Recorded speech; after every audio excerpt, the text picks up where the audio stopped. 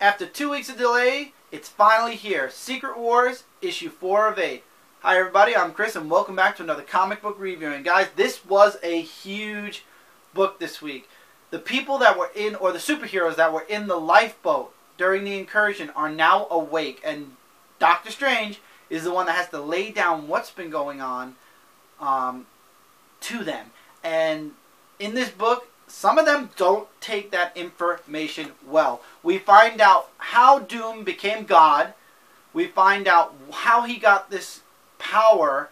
And we find out who was behind the incursions. And spoiler alert here, guys, if you don't want to know, read this book first and then come back to this review. But the Beyonders were behind a lot of the incursions. And Doctor Doom actually destroyed them and took their powers. That's how Doctor Strange explains it anyway.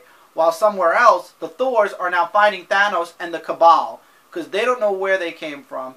And things get so bad, they actually reach out to Doom for help or for guidance, so to speak. So after Doctor Strange tells them everything that's been going on, and by the way, Phoenix, Cyclops, he don't like that too much. He don't like that at all too much. They actually show up where the Thors are because Doctor Strange, one of the Thors that's survived, had the hammer, and Doctor Strange said there's something going down, we have to be there, and they show up as Doom is watching on, and he's surprised because no Reed Richards survived the incursion. In all of the domains, there's not been a Reed Richards, and now here, the 616 Reed Richards is in the flesh.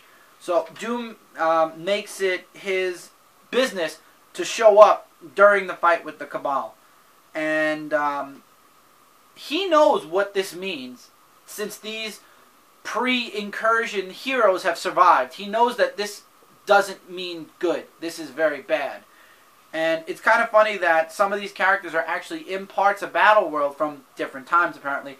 Like for example in Ultimate End, Miles Morales does exist, and there is a hint drop. This happened before they found out that Peter Parker, or a clone of Peter Parker, was still alive. They think that Peter Parker in the Ultimate Universe is dead. However, in this book, there is a Miles Morales Spider-Man, the one that survived the lifeboat, so to speak, and he comes directly from the last issue of the Ultimate Miles Morales, the Ultimate Spider-Man.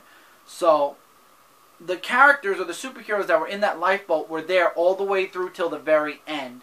I think that when it comes to other characters that are part of Battleworld, they might have been taken from different times or before certain events happen. That's just my guess. I could be wrong, but I know a lot of people were having problems with certain little things that were missed by writers. I don't think that might be the case. I could be wrong.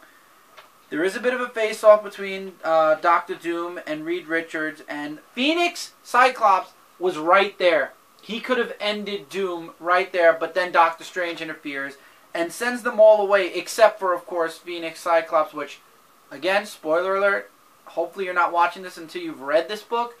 Doom kills Phoenix Cyclops as the other lifeboat heroes are sent away by Doctor Strange.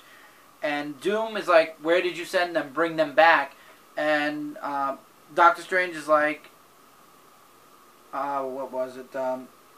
They would have refused to bow to you. You know they would have tried to figure out a way to eliminate what's going on. And, what was it? They're always compelled to do what's right. And Doom's like, exactly, bring them back. And he's like, no, because maybe it's my way as well. And, well, because Doctor Strange doesn't want to abide by what Doctor Doom says, only one doctor walks away from that confrontation, and obviously one of them has godlike powers and the other one doesn't. Where Thanos and the Cabal went, we don't know. Maybe Doctor Strange sent them away too. It was unclear when it came to the Cabal, but we do know that all the other heroes were scattered amongst Battleworld. Were they all together, or were they sent to different places? I guess that's the main mystery. And there is one little hint I love that Doctor Strange dropped on Doctor Doom before he was eliminated. He said, what are you going to do when Reed Richards finds out you stole his life? Because Doctor Doom is married to Susan Storm, and their daughter is Valeria. So when Reed Richards finds that out, I can't wait till we get to that issue. because it's going to be an amazing read, and I know that in the end this is going to be a Reed Richards versus Dr. Doom moment. It's going to be crazy. 5 out of 5 stars. Excellent read. This miniseries is really picking up. First couple of issues felt like it was taking a while to get up off the feet, but now things are really in motion. Again, do you have to read any of the tie-ins to get the full story about Secret Wars? No. That's why I like this event. If you just want to read Secret Wars, this is Secret Wars. This is what's going on with these characters and the big event.